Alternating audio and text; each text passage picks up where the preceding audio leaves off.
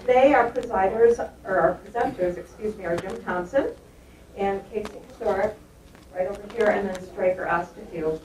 Brief overview of Stryker is a teacher on special assignment at Byron Burgeon. He acts as the district's instructional technology specialist, supporting teachers and administrators with implementing technology to support instruction.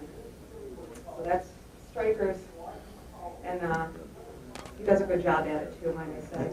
Kosiorek is superintendent of Byron Burgeon Schools, and Jim Thompson is a retired elementary principal and current Genesee Valley School Board's Associate Executive Director.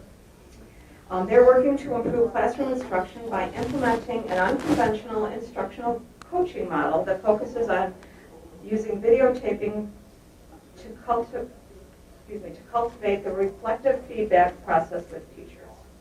So I'm going to leave them in your good hands. All right, thank you very much, Mrs. List. All right, Mrs. List is our Board of Education President at Byron Burgeon, so thank you very much for doing that honor. Before I turn it over to Jim, I also want to recognize some special friends here from the Byron Burgeon learning community. We have some of our board members, so you're going to have to stand up and wave. But we have Mrs. Jen Van Valkenburg. There you go, thank you. Mrs. Yvonne Ace Wagner, Mr. Bill Forsythe.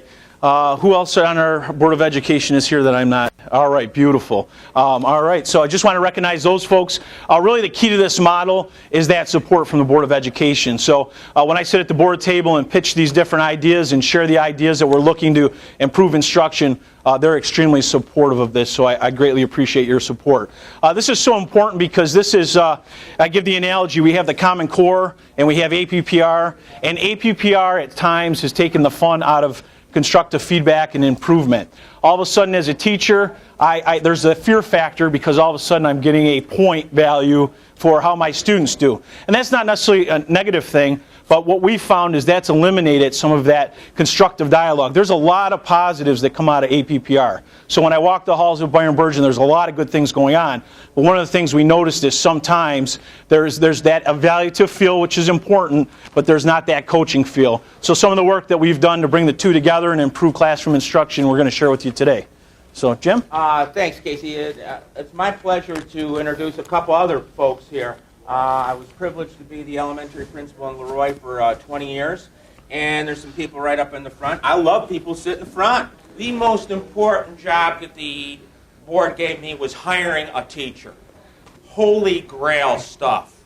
The second most important job was either keeping them or firing them. Okay, let's be blunt. Let's be blunt. And now and then you bring some stars. You bring some grand slam hitters. You bring some people in who inspire kids, who leave an indelible mark on their life. And I'm proud to say this gal is here. And as we talk about what we're doing in our program, we agree with Doug Lemove in Teach Like a Champion. The very first sentence in his foreword is, teaching is an art.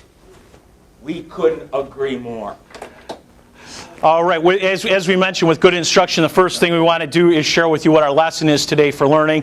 So our objective is to have a dialogue, have an interaction. Many presenters say we want to be engaging. We're looking to engage you in just a different approach to improving classroom instruction, a reflective practice, utilizing an instructional coach, but most importantly, utilizing some video recording technology and doing it in a way where people feel safe so that they can grow and improving their craft.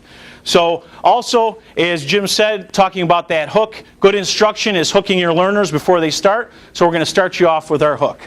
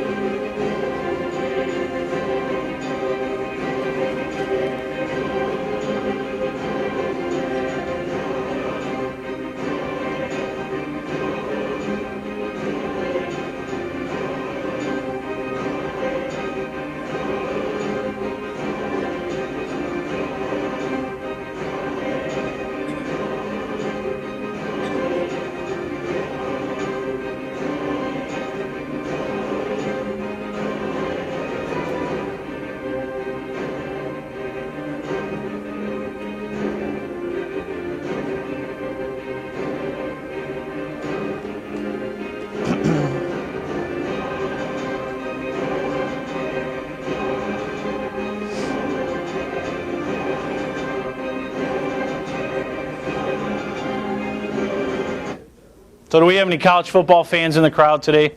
All right. Any Alabama fans?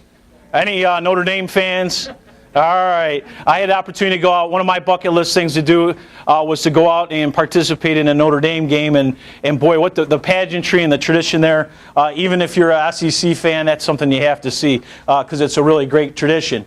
But really what you look at is we talk about coaching. We talk about the things that every day that you walk around you can see coaching. You can see coaching in athletics. You can see coaching in the fine arts. There's that constant interaction of action and feedback and response. I've had an opportunity to play some football. There's never a time where the football player or the athlete or the musician turns to the coach and says that they don't accept that feedback. There's that constant eye in the sky, that camera that's giving that feedback. One of the things that I remember is one of the dreaded things is after that game on Friday night or Saturday, whatever level you play at, is sitting down with the team and breaking down that film. Because you might have thought you played the best game ever, but that coach is going to bring forward some of the good things that you've done, but most importantly, those areas for growth. So go ahead, Mr. Ross, if you...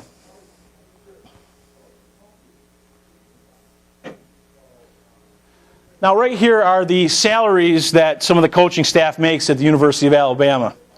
And the number of coaches that they have.